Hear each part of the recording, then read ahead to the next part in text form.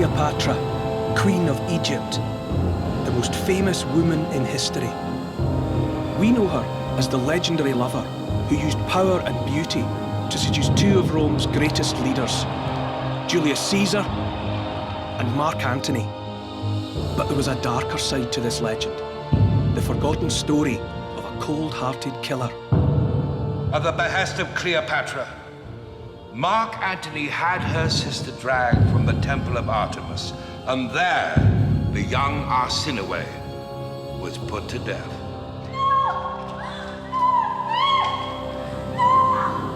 Over the past 2,000 years, this dark side of Cleopatra has disappeared. But now, her trail has led here, to Ephesus. A vast Roman city in what we now call Turkey. In a 2,000-year-old tomb, scientists have uncovered the skeleton of a young woman. They believe she was a murder victim. She died because she dared to cross someone even more powerful than herself. Her own sister, none other than Cleopatra.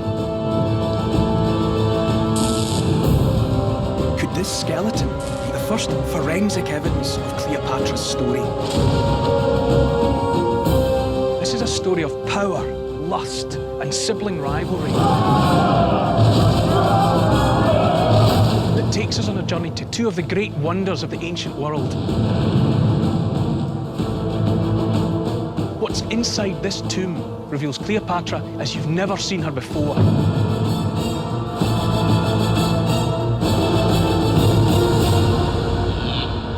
This is the portrait of a killer.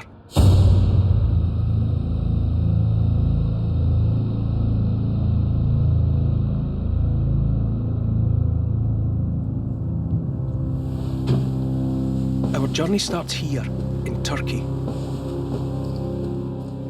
In the 1920s, archaeologists were exploring a tomb here in the heart of Ephesus, once a glorious Roman capital 10 times the size of Pompeii. In a sarcophagus filled with water, they found human remains.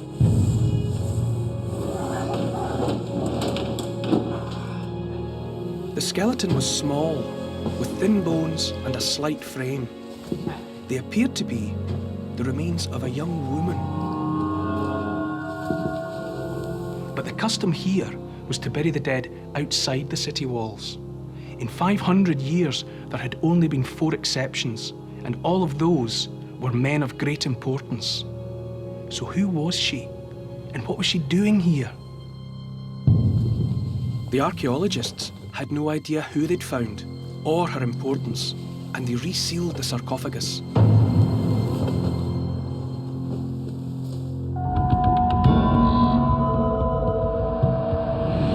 The identity of the body remained a mystery, until archaeologist Dr. Hilke Tuur was drawn to the forgotten tomb while excavating Roman remains nearby.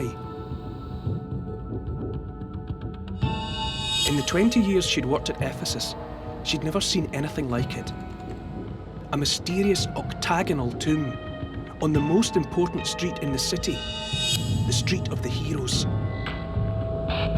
She was determined to find an answer to the riddle. Hilke decided to enter the tomb. It would be a momentous decision. So Hilke, is this the entrance to the tomb? Yes, this is the entrance. And I can go in here? It's yes, safe? Yes, Okay. yes, I think so. The chance that the skeleton would still be there, nearly a century later, seemed remote. But what she uncovered would take her on an extraordinary detective story to the dark heart of the legend of Cleopatra. Right. What's that? Oh, it's a barrel-vaulted chamber. Nice workmanship. It's beautifully made, isn't it? Lovely masonry. It's just held together by its own weight. Wow. So, what did you see? Just describe what the scene was like. I was very excited and I crawled through this small entrance there and came in and I saw the bones. Right. the long bones from the legs, and they really were partly in the one niche and partly in the other niche. I immediately thought we now have at least the skeleton of the owner of this grave chamber. How fantastic, you know, that there was someone in here, obviously of some kind of significance, and to then immediately wonder, you know, who, why was somebody worth this? What was their story? It's great. Determined to discover the identity of this mysterious skeleton, Hilke had little to go on. It was incomplete. She decided to search ancient records for a woman important enough to be buried in such an unusual tomb. In the Roman accounts, she found a reference to the horrific murder of Princess Arsinoe, Cleopatra's sister. Please go in, come. A forgotten but bloody chapter in the legend of Cleopatra. In the city of Ephesus, at the behest of Cleopatra, Mark Antony had her sister dragged from the temple of Artemis, and there, in this holy place, the young Arsinoe was put to death.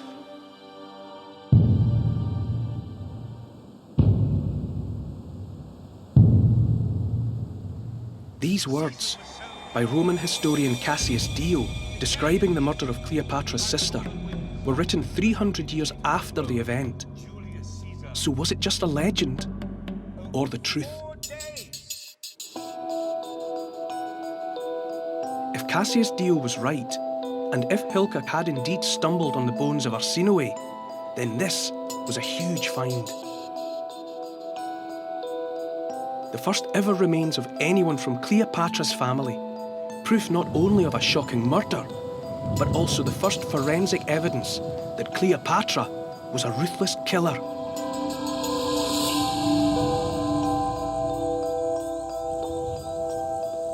If this was Arsinoe, how did she end up in a tomb 1,000 miles from Egypt, where she was born?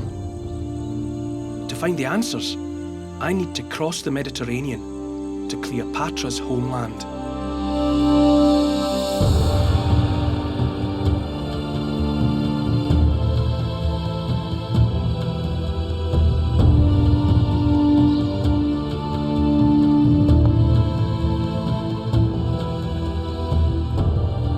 We're in Egypt, at the magnificent temple of Karnak. By the time Cleopatra came to the throne, this place was already 2,000 years old. The golden age of Egypt was past. Its future was hanging in the balance.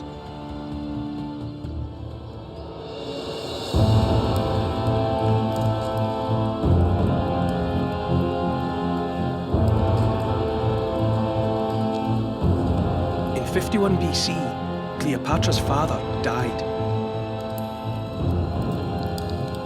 He had 4 children. He left the throne to be shared equally between his eldest son, Ptolemy XIII, and his eldest daughter, Cleopatra, aged 18.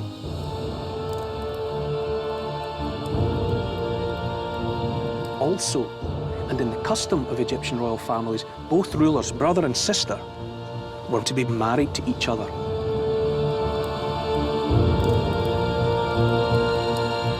But behind the scenes, they were a family divided, and there was one issue above all that split the brothers and sisters: the new and emerging superpower of the age, Rome.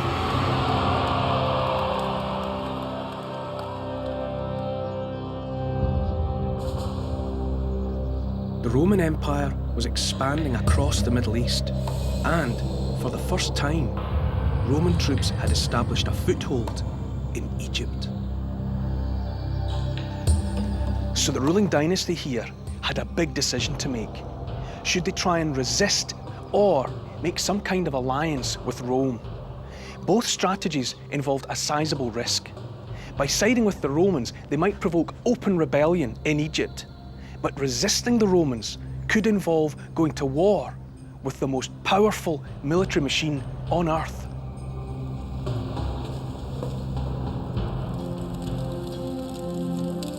Cleopatra wanted to be Rome's friend, but her brother, Ptolemy XIII, disagreed, and he was supported by their sister Arsinoe. They believed it was time for Egypt to stand up to Rome. The family argument rapidly got out of hand. It so happened that the king of Egypt, whose name was Ptolemy, and who was but a boy at the time, was engaged in a vicious war with his own sister and queen, Cleopatra. With the support of those loyal to him, the boy king expelled Cleopatra from the kingdom and sent her away.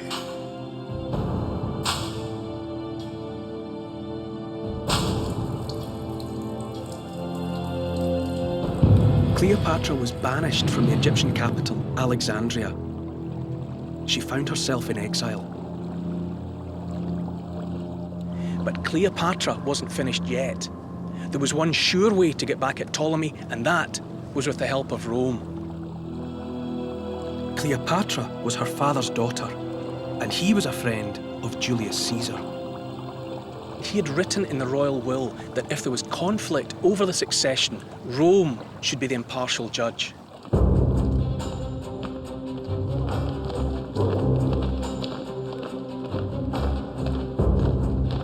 In 48 BC, Caesar arrived in Egypt with a small force. He soon found himself mediating in the family feud. Cleopatra knew she had to get to Caesar before her brother, and she had one key advantage over him. Cleopatra believed that Caesar might well yield to her charms, for she was a woman of surpassing beauty in the flower of her youth. Cleopatra decided to seduce Caesar, a move which would have fatal consequences for her brothers and for her sister Arsinoe. 2,000 years later, it's time to test the astonishing theory that this might be the skeleton of Princess Arsinoe. Armed with state-of-the-art forensic science, Dr. Fabian Kantz is brought in to examine the skeleton. If the bones from the octagonal tomb are male, the theory will collapse at the first hurdle. So Fabian, what can you tell from a first analysis of the skeleton?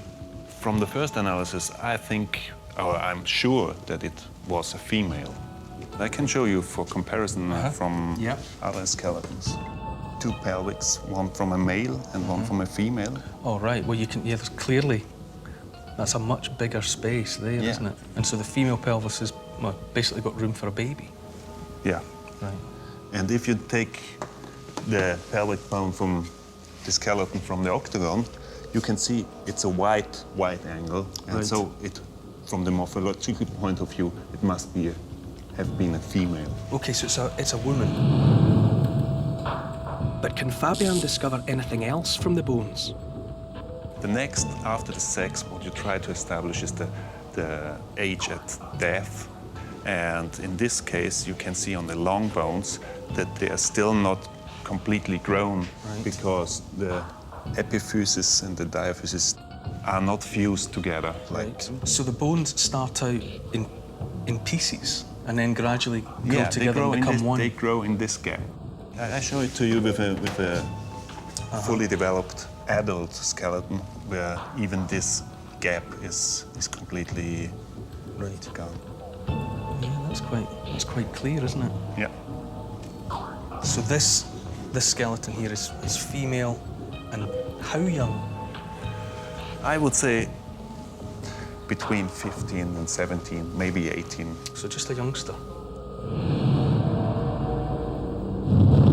We also know Arsinoe was Cleopatra's younger sister, and that Cleopatra was 18 when she came to the throne. So this too fits with Hilke's theory.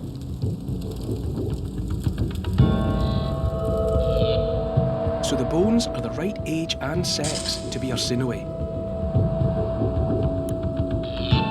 But is the skeleton from the right period?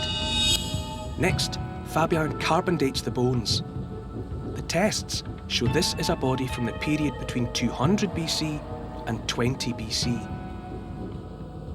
I think this is striking because the carbon dating was consistent with being Arsinoe. The carbon dating too matches the dates of the Cleopatra story. And there's more. What about just the general appearance of it? You know, what does the skeleton as a whole suggest? It's very delicate. It's very thin. So it's very, do you mean it's of a small, slightly built person? Yeah. A petite person? A petite person, yeah. So our skeleton belongs to a young female of slender frame. History suggests that Arsinoe's older sister, Cleopatra, was slim too.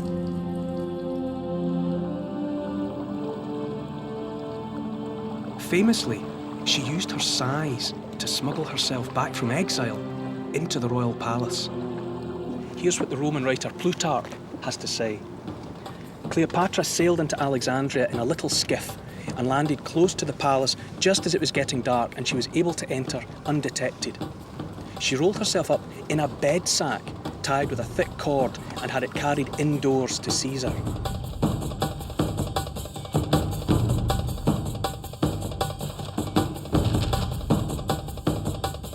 In this way, she was already in Caesar's bed, alone with him in his quarters, ready to reveal herself at the moment that would have the most impact. It reveals the clear and calculating mind of Cleopatra, a woman able and willing to do whatever was required to get her what she wanted. Caesar was 52 years old. She was only 22.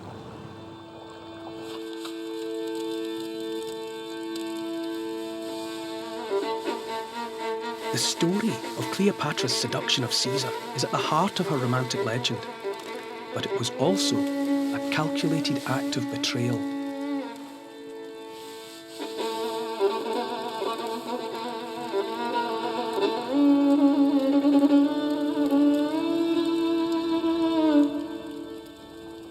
Others have written long before I that her hair was mussed with so deft a touch as to give the air that she had been tearing at it. Her face, the picture of sorrow, and yet not a tear had been spilled. And how she pleaded to the Roman leader, Mighty Caesar, birth come before. I have been driven from my father's throne. I shall be in exile forever, unless your guiding hand restores me to my rightful destiny. And therefore, I, a queen, beg at your feet. Hearing her speak but a few words, Caesar was instantly captivated, such that he spent the whole night with her in infamy. By getting into bed with Caesar, Cleopatra was in effect stabbing her brothers and her sister Arsinoe in the back.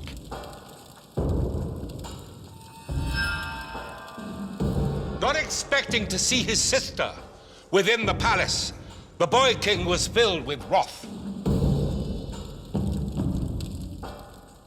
He tore his diadem from his head and cast it to the ground before rushing out to his people, crying out that he had been betrayed. The young king felt Cleopatra had sold out to Rome, leaving him and his country to pay the price.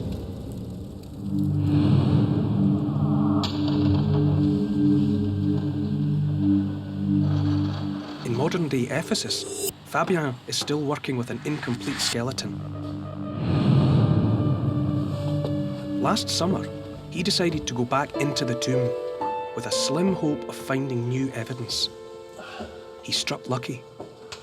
In this niche over the door to the grave chamber, there have been some bones. It turned out that there's human bones and that they belong to the individual from the grave chamber.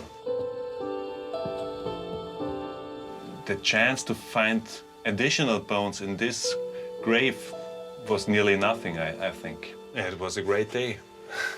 I couldn't believe it.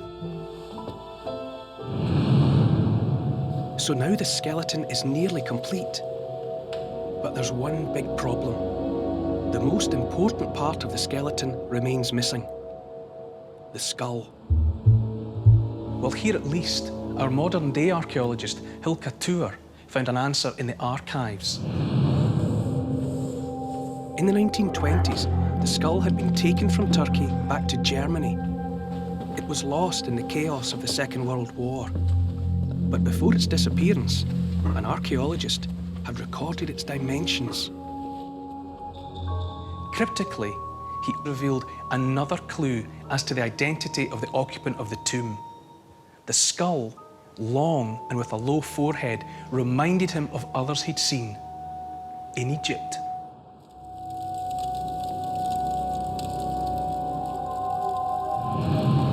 By a stroke of luck, his precise notes, photos and measurements of the skull survived. Using the latest scientific technology, a world-renowned British facial reconstruction team believe they can use this evidence to rebuild the skull in virtual reality. Well, this has been a challenge, but it's been quite interesting to take in these two-dimensional images and recreate a 3D model within the planes created by the images.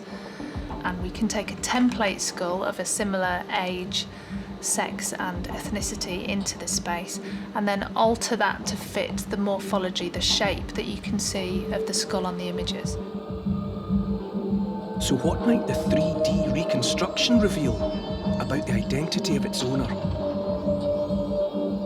The eye sockets are quite large in relation to the upper face, and that's something that's quite common in children. It's also something that's common in young females, but I think proportionally the cranium suggests this is a young adult. The virtual skull confirms Fabien's findings that this belongs to a young female, and so perhaps our Princess Arsinoe. If this is her, can the skull tell us anything about her looks? It's difficult to call a skull beautiful, but certainly it's symmetrical, it's balanced, it's got quite delicate features, and those are all things you would associate with a beautiful face in a woman. So far, the age and proportions of the skull are consistent with what's known about Arsinoe. But we can now go one stage further. Using the shape of the skull and the bite of the upper jaw, the team can estimate the shape of the lower jaw, recreating the mouth and muscles on the face. We all have the same muscles in our face, and they all have exactly the same origins and exactly the same attachment points. It's just the proportions of the skull that make a different face shape. We can then look at facial feature detail, so we can work out the prominence and position of the eyeballs, and then we can put on big structures like the neck, because we can see where the neck muscles attach. We can look at the bones on the edge of the nasal aperture and the nasal root here between the eyes to tell us about the prominence and width and shape of the nose. She had a very prominent nasal root, kind of like ancient Greek sculpture, that kind of classical nose shape. She's got quite a distinctive nose, which is very straight. And I think it's something that now we found aesthetically pleasing. It's a beautiful feature. So the owner of the skull was young and classically beautiful. If this is Arsinoe, it ties in with ancient accounts of her sister Cleopatra as a beautiful queen. 2,000 years ago, back in Egypt, Cleopatra's looks may have conquered Caesar, but sex with the Roman was seen as treason.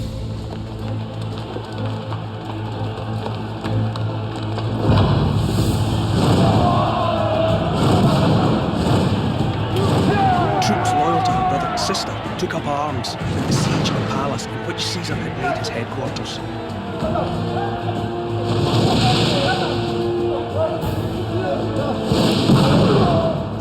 Beset Caesar on every side. Missiles fell upon the palace and battered the roofs.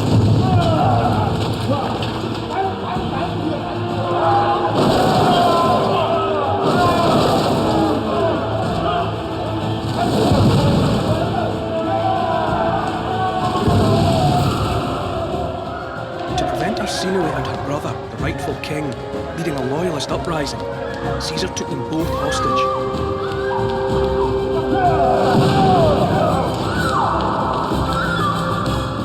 Caesar rushed from one hall of the palace to the next, dragging all the while the king by his side. He took some consolation in holding the boy hostage. If he could not return the fight with firebrands and missiles of his own, then at least he could hurl at the Egyptians the head of their own king. Barricaded inside the palace complex, Caesar sent for reinforcements, but they would take weeks to arrive by sea.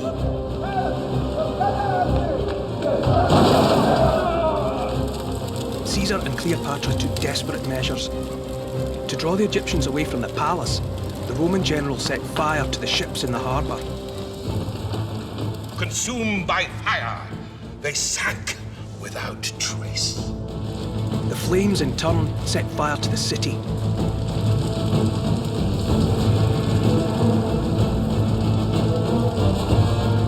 The wind fanning the flames until they streaked across the roofs as fast as meteors.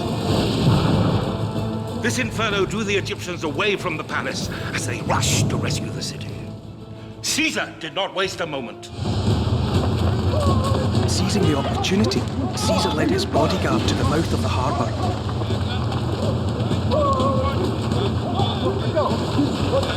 There, towering up from the centre of an island to warn approaching ships of rocks and reefs, was the seventh wonder of the ancient world, the lighthouse of Pharos.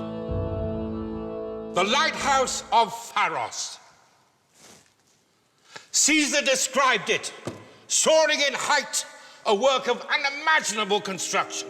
It stood on an island at the mouth of the harbor, and whoever controlled this island controlled the traffic of all ships into Alexandria. So in all haste, Caesar dispatched his troops to seize the island and the great lighthouse itself.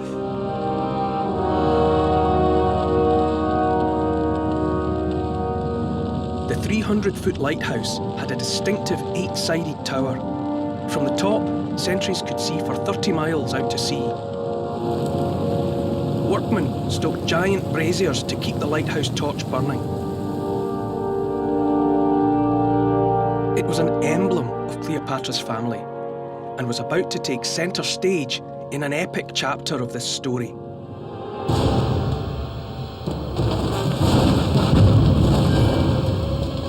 As the battle raged, the young Princess Arsinoe stole a moment to turn the tables for the Egyptians.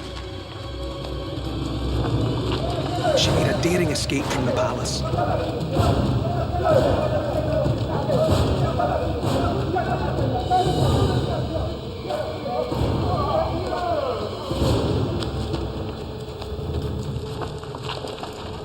Free from Caesar's clutches, Arsinoe was brought to the leaders of the rebel army. Once again, the Egyptians had at their head a member of the royal dynasty of the Ptolemies. The rebels proclaimed Arsinoe their queen to lead them in rebellion against Caesar and Cleopatra.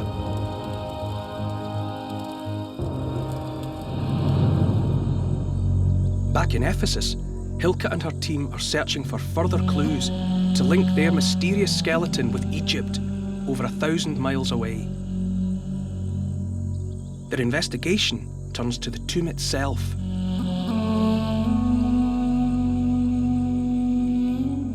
The heroes' tombs in Ephesus all carried symbols which told the story of who was buried inside.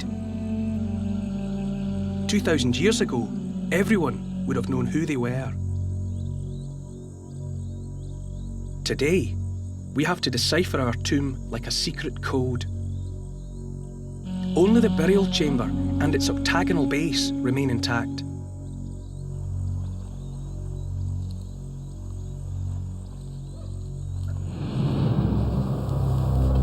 But there is one further piece of the tomb that is preserved, the because the original archaeologists took it back to Vienna.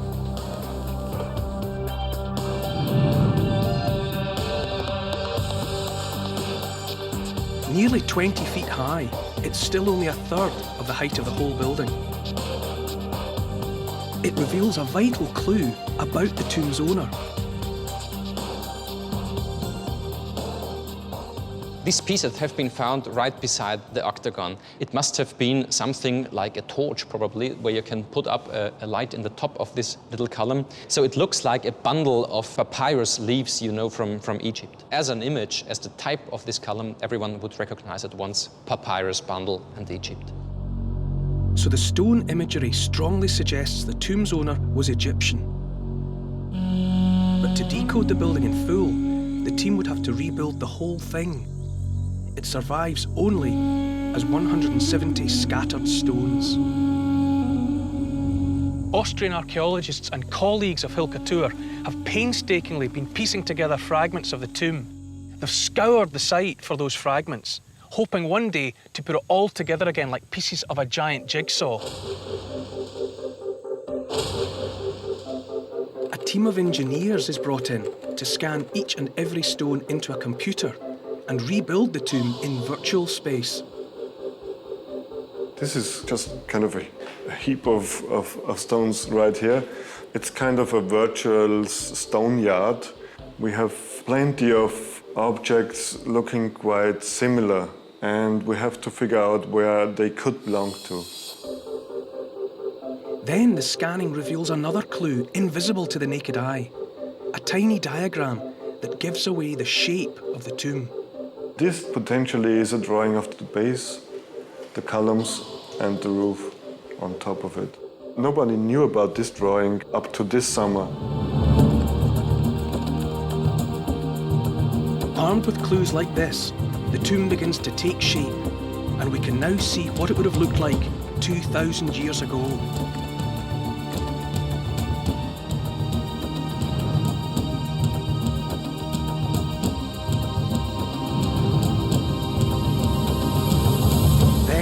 It stood 50 feet high and 13 feet wide, the most prominent tomb in Ephesus.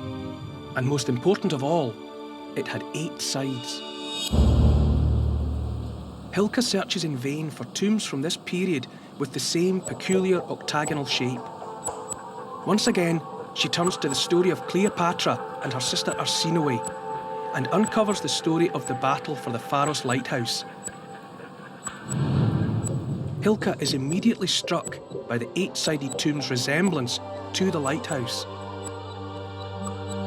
The symbol of Cleopatra's dynasty, the Pharos was the most prominent octagonal building in the ancient world. This is a eureka moment.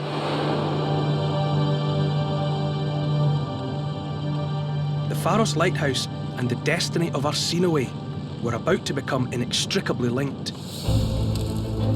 The Queen of Egypt, still an adolescent, now took on the might of Rome.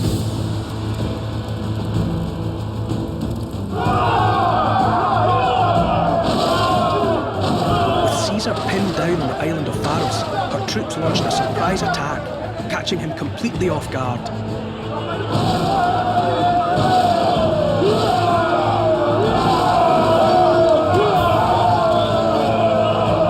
The Romans ran for their lives. Trapped on the island of Pharos, Caesar had to swim for his life. Weighted down as he was by his thick robes and being pelted by the Egyptians, his cloak, being purple, made for an easy target. He might have perished miserably had he not thrown off his clothing and succeeded in swimming further out to sea.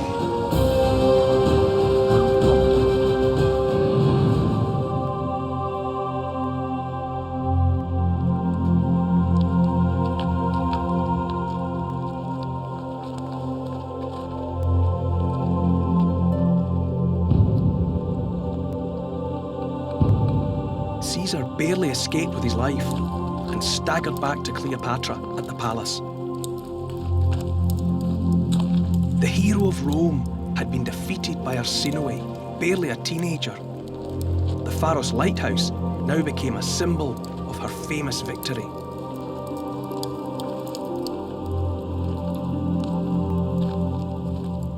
When Caesar's cloak was hoisted above the battlements, the message was clear. Princess Arsinoe had shamed the might of Rome.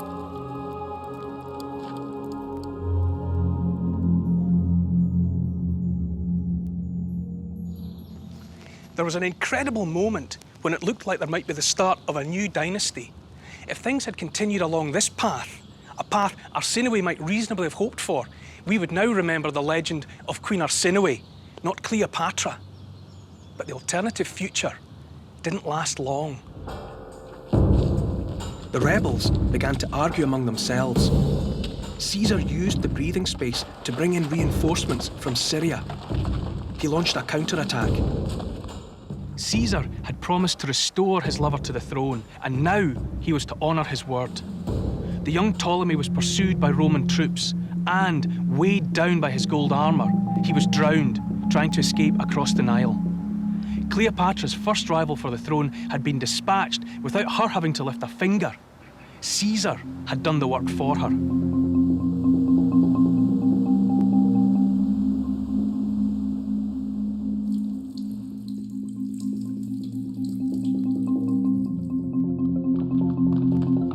Arsinoe was taken prisoner. Cleopatra's greatest rival, her own little sister, was in her grasp.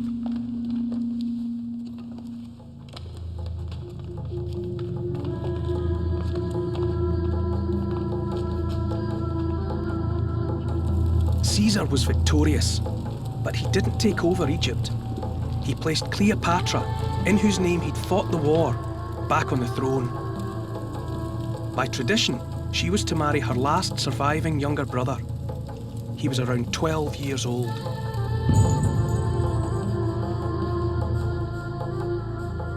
As for Princess Arsinoe, she was taken to Rome in chains. A captive of Caesar, she must have felt a world away from her moment of glory.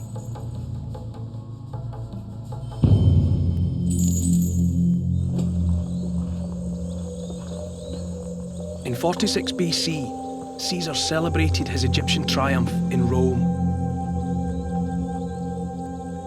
Top of the bill of the entertainments was an effigy of the Pharaohs and a parade of the Egyptian prisoners captured in Alexandria. At their head was Arsinoe. Caesar had a special treat in store for the crowd. The custom was to take the main prisoner at the end of the parade and strangle her to death. Imagine what that must have felt like for Arsinoe. Did she know that that was what was intended for her? And whatever else she was, whatever else she might have done, she was just a young girl. But in Caesar's eyes, she was the teenage rebel who had taken on Rome. And this would be her just desserts. When he returned at last to Rome, a glittering festival was held to honor Julius Caesar.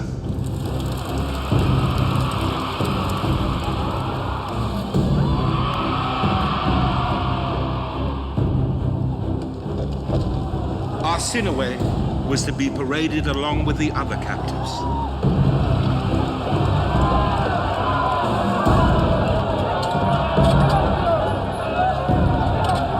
It was a spectacle which had never before been seen in Rome. A woman, and one once considered a queen, now in chains.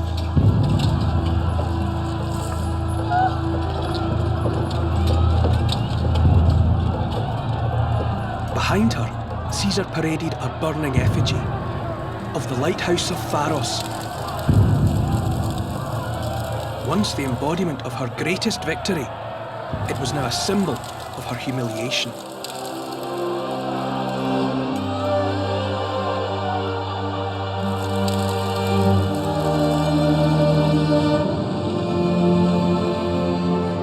The octagonal symbol that Hilka is now convinced is the key to the code of her tomb.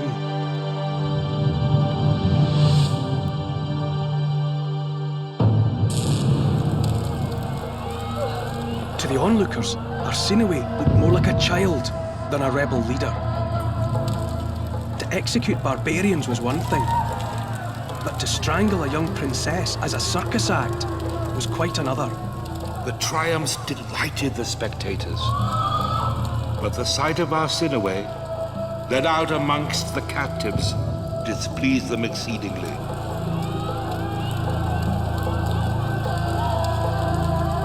Caesar's stunt backfired. It aroused a great sympathy amongst the people. To be certain, it was for that her life was spared. The crowd forced Caesar's hand, and he had to spare Arsinoe, but he could never allow her to return to Egypt. Instead, he banished her. 1,000 miles from Rome and 1,000 miles from Egypt to Ephesus in modern-day Turkey.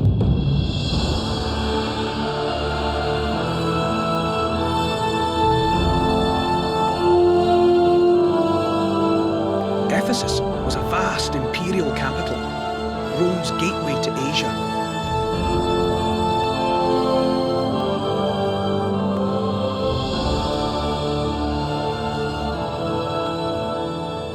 Try and imagine what Ephesus was like 2,000 and more years ago. This was no Roman backwater. This was one of the most exciting and cosmopolitan capital cities anywhere in the known world. A glittering jewel that attracted the great and the good, the famous and the infamous. Everybody who was anybody came here. To them, Ephesus was a place of pilgrimage and pleasure. But for Arsinoe, it was a prison. For the rest of her life, home would be a religious sanctuary, the Temple of Artemis, another ancient wonder of the world.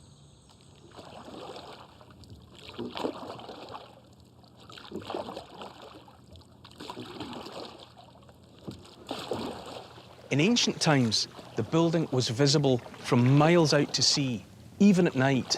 And this is what Princess Arsinoe would have seen as she approached by boat.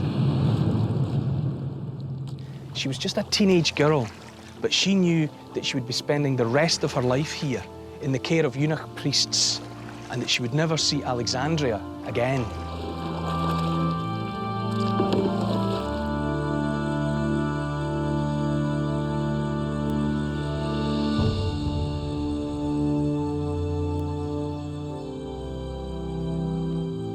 These ruins might not look like much today, but 2,000 years ago, this place was the reason for the fame of the city. This was the Temple of Artemis, one of the 7 wonders of the ancient world.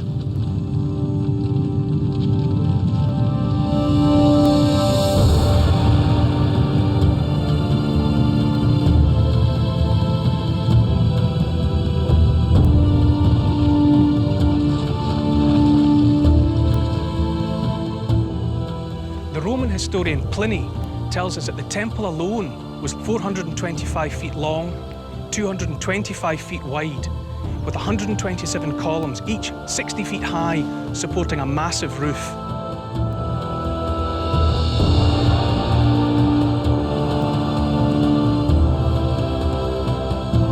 It was here, 2,000 years ago, Cleopatra's sister came to seek sanctuary. Dr. Sabina Ladstatter knows just how important Artemis was to political exiles like Arsinoe. It was a common practice that you may ask for political asylum. If you got the asylum here, you could stay here as long as you want.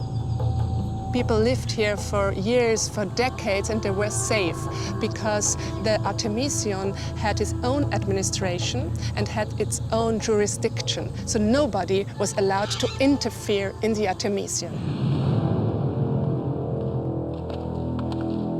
Arsinoe's coup had failed, but her life had been spared. Under the protection of the temple and the watchful eye of Rome, her days as a rebel were over. But at least no one could harm her here. Or so she thought.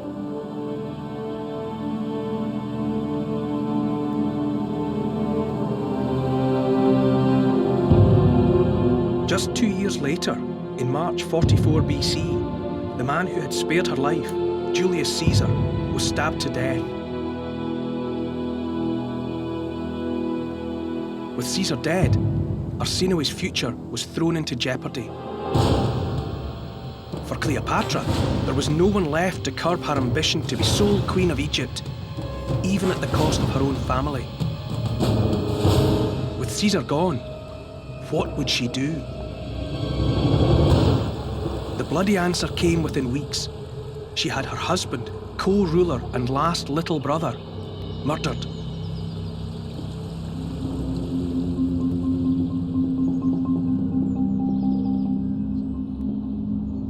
Only Arsinoe was now out of Cleopatra's reach.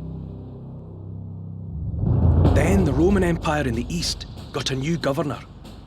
His name was Mark Antony. His seat of power was Ephesus, the city of Arsinoe's exile. And he used the city as a place for his expensive personal pleasures. Even in Ephesus, with the vast reserves of wealth the city had to offer, Mark Antony's licentious lifestyle soon left him broke. He had enemies on his borders, in Iran and in Armenia, and his wars were expensive. It wasn't long before the new governor's lifestyle meant that he too had to look across the sea to the wealth of Egypt, and Egypt meant Cleopatra.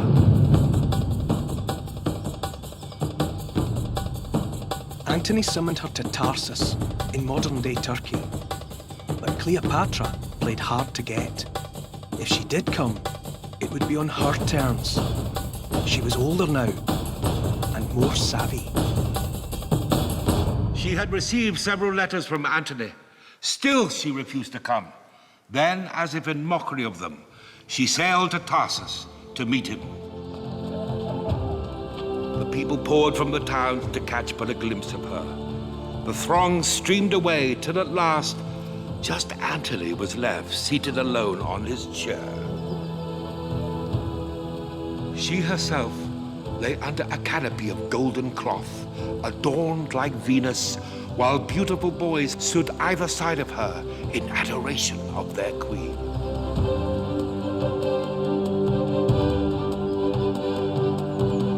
Mark Antony held the key to a prize that until now had been beyond Cleopatra's grasp, the life of Arsinoe. Antony was now as valuable to Cleopatra as Cleopatra was to Antony. The honeymoon period in the year that followed became legend.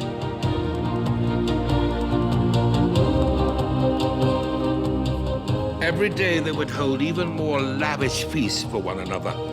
Cleopatra constantly flattering him, meting out each day some fresh new delight, some enticing little way to charm him, releasing him neither night nor day. She watched him as he exercised himself in arms. She drank with him, she played at dice with him, she hunted with him. But behind the romance, both knew they had an agenda. Antony needed the resources of Egypt to pay his debts and fight his wars. Cleopatra craved absolute security, and that meant removing her last remaining rival to the throne of Egypt, her younger sister, Arsinoe.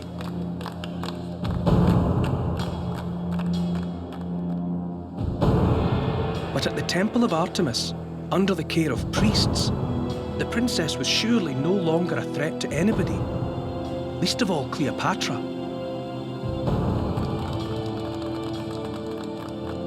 Stung once in Alexandria, Cleopatra saw it differently. Back in the present, there's one final question for Fabian to answer. How did the lady in the octagon tomb die? I have seen hundreds of skeletons in Ephesus, more than 500, and we have just 2 juveniles in the whole sample. And this is astonishing because it's very unlikely to die in the juvenile age. She has been treated well her whole life. I think she was quite healthy at the time of death. We also don't have any sign for why she died. And there's also no sign of any kind of long-term degenerative illness. No, there's no sign of long illnesses, even not short illnesses. There's just perfectly smooth proportion bones. Right. This was not an individual that had to do hard labor work. So it seems to be somebody who lived quite well, had an easy life, and then unexpectedly in their teens, gone. Yeah.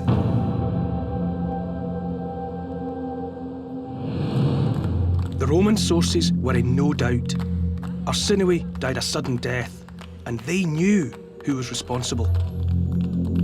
At Tarsus, a deal had been struck between Antony and Cleopatra, and Arsinoe was to find out what this meant for her.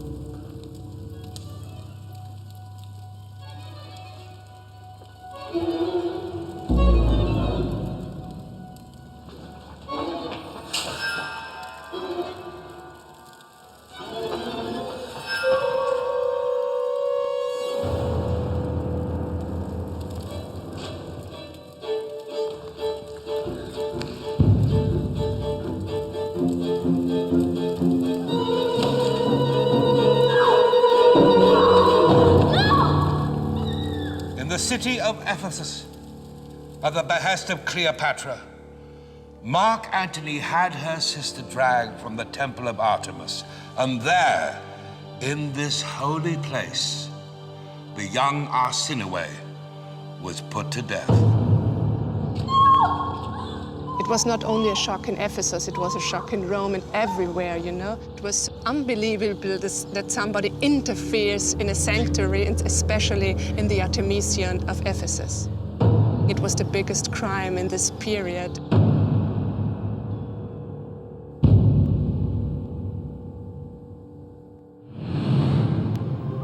The carbon dating of the bones, the sex, build and age of the skeleton at the time of death, and the fact it belonged to someone of high birth point to one thing. Experts are now convinced that this skeleton is the first forensic evidence of Cleopatra's family ever found. The shape of the tomb, its similarity to the Pharos, these are all parts of a code, and the whole of it comes together to make a complete picture. At last, we can solve the mystery beyond doubt of who this skeleton actually is.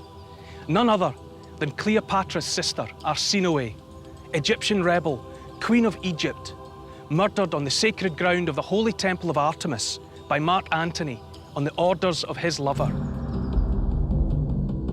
But of course, what we haven't known until now is what she looked like. Although the forensic team have only an incomplete skeleton, using our virtual template, we can now rebuild the skull.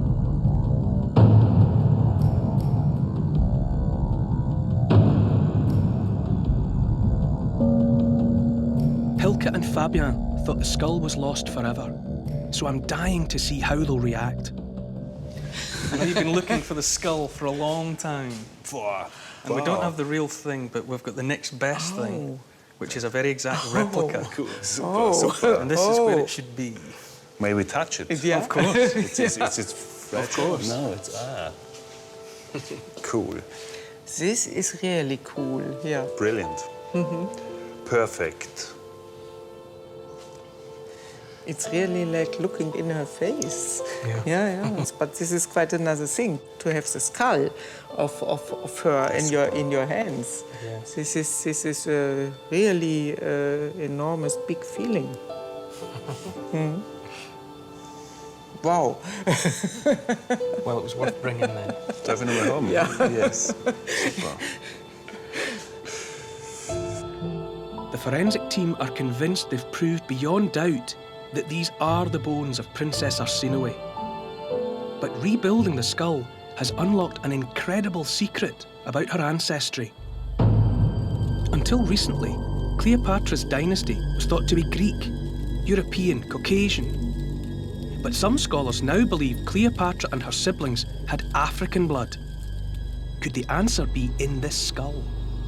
The distance from the forehead to the back of the skull is long in relation to the overall height of the cranium, and that's something that you see quite frequently in certain populations, one of which is ancient Egyptians. Another would be black African groups will also show that characteristic. This one certainly looks more white European, but it has got this long head shape. It could suggest a mixture of ancestry. Our revelation backs up the controversial theory that the princess, and therefore her sister Cleopatra, also had African blood.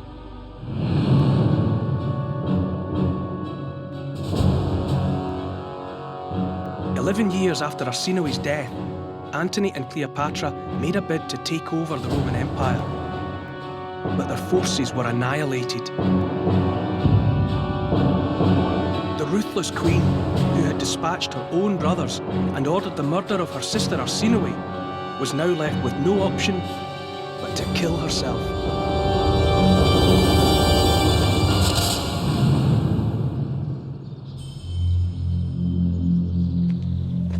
By killing her sister, Cleopatra ensured that her last rival was dead.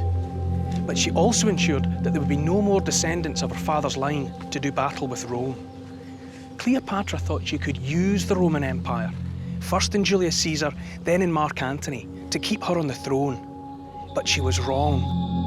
Egypt became just another province of the Roman Empire.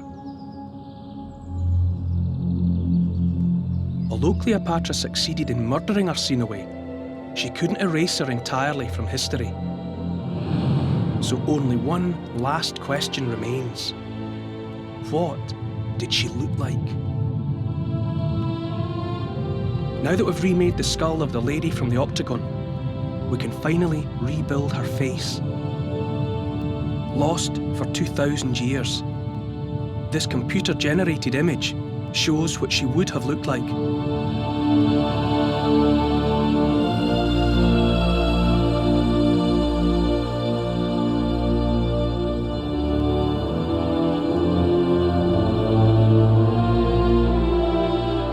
Scientists are convinced this is Cleopatra's sister, Princess Arsinoe. This may be as close as we'll ever get to seeing Cleopatra in the flesh.